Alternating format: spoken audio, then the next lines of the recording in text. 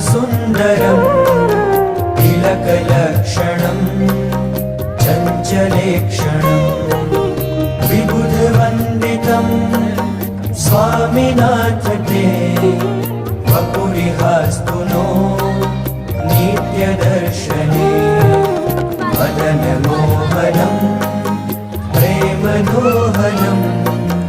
नयनगोचरं भक्तसञ्चरं भुवि सुदुर्लभं स्वामिनाथ ते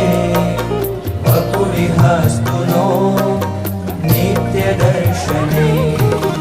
निजजनैः सदा वाञ्छितं हृदा